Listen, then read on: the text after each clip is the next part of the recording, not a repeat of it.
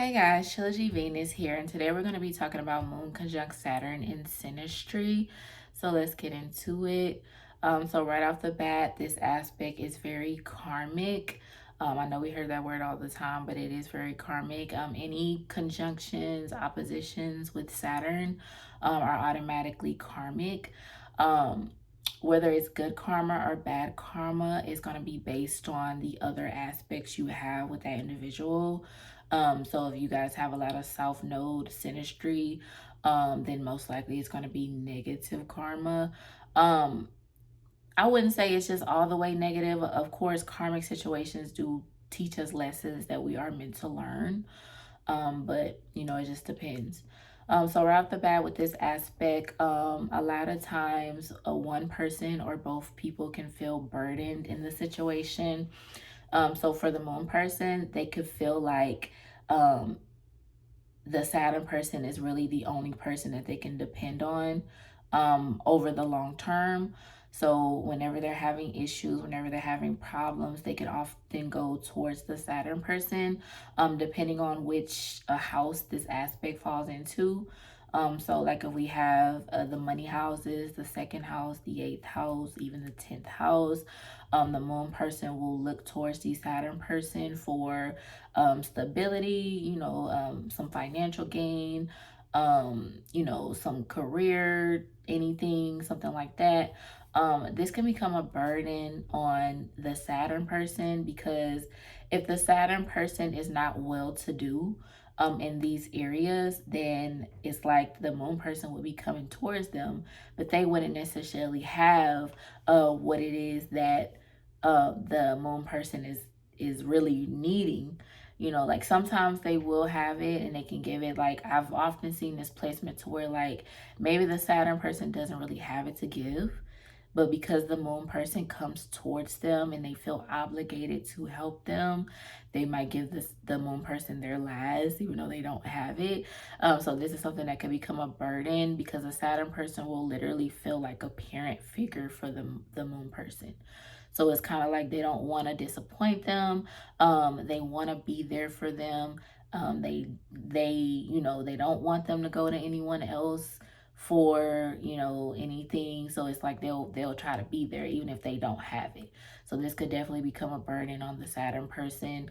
Not just that, but the Saturn person could feel like that's the only reason why the moon person deals with them.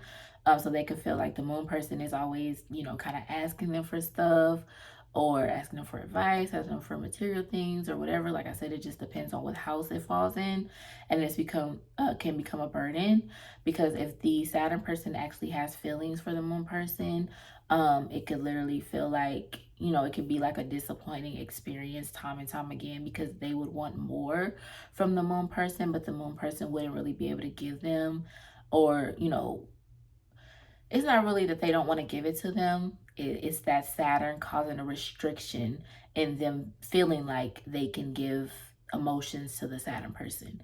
So the Saturn person really could not really be doing anything, but it's just their demeanor. Like I said, they're like a parent figure. The moon person could kind of see them as kind of like a party pooper, someone that's really, really serious. And when we're referring to the moon is going to be more lighthearted. They're going to be more willing to, be really free spirited, move around and not stick to one thing, not stay in one place. And this could be a problem for the Saturn person because of course Saturn represents stability. So they're going to want something consistent from the moon person that the moon person may or may not be able to give.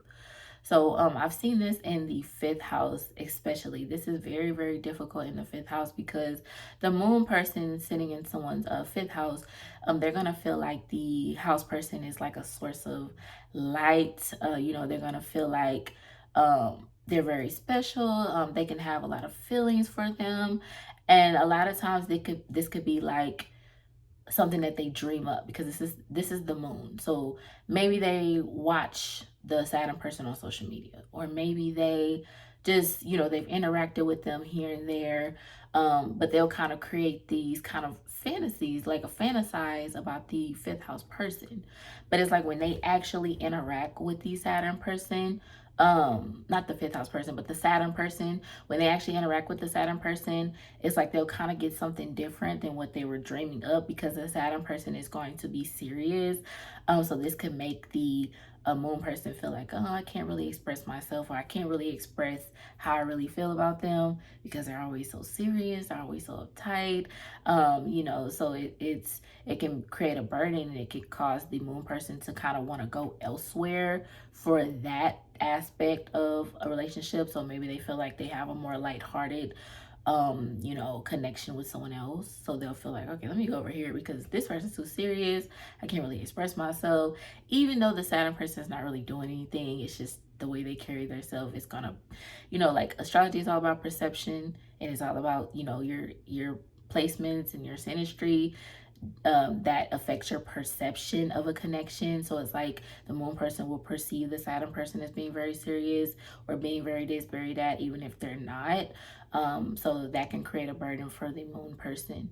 So like I said, it could be it could be a burden for both people, because one person wants this, one person wants that. It seems like, that person can't give them, exactly what they want. It's a possibility that this aspect gets better over time. Just like a lot of Saturn aspects, Saturn usually rewards us once we've been through a lot. So this could be someone that you go through, a lot of ups and downs with, a lot of, I've seen a lot of like disconnection and get back together, fallout, come back together, because like I said, the Saturn person is going to be a source of refuge for the moon person. So it's like, even if they stop talking to each other, stop dealing with each other, it's like something might happen to where they're like, okay, let me go back to the person that I feel like I can depend on. And even if the Saturn person does not want to be there for them, it's like, oh, you left and you were gone for however long. It's like they'll still feel this obligation to be there for the moon person. One more thing that I really see a lot with this aspect is it's kind of like a back and forth type of deal, where one person could be the runner, one person could be the chaser, and then when the chaser stops chasing, and then it's the runner who becomes the chaser. Like it's like a back and forth dynamic, because I feel like at the core of the connection, both people value the connection a lot. It's just that the way that they perceive each other is kind of like sometimes in a negative light, which will cause them to kind of want to break it off. But what makes them want to go towards the connection is that they both know like it's something, like it's something more, it's something deeper. It's just hard to kind of get a grasp on it due to that moon aspect. Like I said, we know the moon changes signs every 2.5 or so days, so the energies are never really kind of like stable. So it's like, you can feel one way today and feel a whole different way 2 days from now, which causes a lot of complications in the relationship. But that's what I have for Moon conjunct Saturn. Like, subscribe, and I'll see you guys in the next video. Thank you.